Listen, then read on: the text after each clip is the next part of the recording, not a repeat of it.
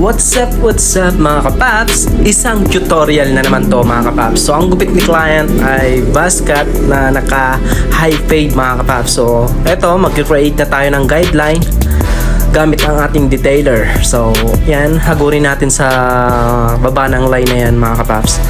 Ayan, sana may matutunan kayo ulit dito sa tutorial natin. So ayan, tagalin natin yung buhok na sa bandang baba gamit ang detailer. At syempre, huwag niyong kakalimutan mag-follow ng Facebook page natin at YouTube at TikTok, Sams the Barber. Ayan, thank you mga paps sa suporta nyo. So next mga kapaps ay gagamit naman tayo ng foil shaver. So eto, foil shaver naman ang gagamitin natin. So ayan, hagurin natin ang foil shaver. Kung wala ka naman shaver, pwede nyo naman tong ahitin mga kapaps gamit ang razor or labaha. So nakasanayan lang dito sa atin na yung razor ay clipper. So yan, next ay gumamit tayo ng 0.5. Naka-close lever siya mga kapaps. So ayan, mga 1 inch lang siguro ang taas niya.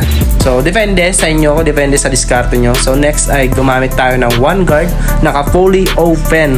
So tandaan nyo lang to mga kapaps, sundan nyo lang kasi minsan nakakalito kasi yung pattern. Kailangan natin tandaan yun mga kapaps kasi minsan nakakalito talaga. Nung magsisimula pa lang ako maggupit, nalilito talaga ako dito. So next ay gumamit tayo ng no guard. Ayan, close lever siya mga paps. Naka-adjust yung lever natin pataas at halfway natin. So ang pagtanggal ng bald line, kailangan natin ay naka-close at halfway lever siya mga paps. So ayan, alalay lang yung pitik natin. Huwag na natin masyadong tataasan kasi masyadong tataas. Pagkatapos nyan mga kapaps ay gagamit tayo ng 0.5 na naka-close lever siya mga kapaps. So ayan, hagurin lang natin yan sa may part ng medyo dark na yan. So ayan, huwag kayong kukurap mga kapaps. Sana matuto kayo yung mga nag-aaral mag-fade mga kapaps. Malaking tulong to sa inyo mga kapaps. So next ay gumamit tayo ng 0.5 ay ng 1.5 guard na naka-close lever siya mga kapaps. So bale, naka-close na siya. At pagkatapos nyan mga kapaps, syempre gagamit naman tayo ng 1 guard mga kapaps.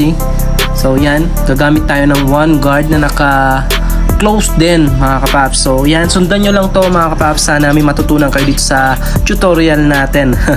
Ayan, salamat sa mga nakasubaybay dyan. Ayan, thank you so much sa inyo mga kapaps. Syempre mga kapaps, ay sunod dyan ay gagamit tayo ng thinning scissor para mawala yung kanto nya. So ayan, gupit-gupitin lang natin hanggang sa mawala yung kanto nya. So next ay magla-line up na tayo. So aahitin na natin yung kanyang line up. So pati kilay. So ayan mga kapaps, tapos na to. Abangan nyo na lang ulit sa mga susunod nating upload. Ayan, thank you so much at thank you sa lahat ng nakasuporta sa page natin. Ayan, thank you so much mga kapaps.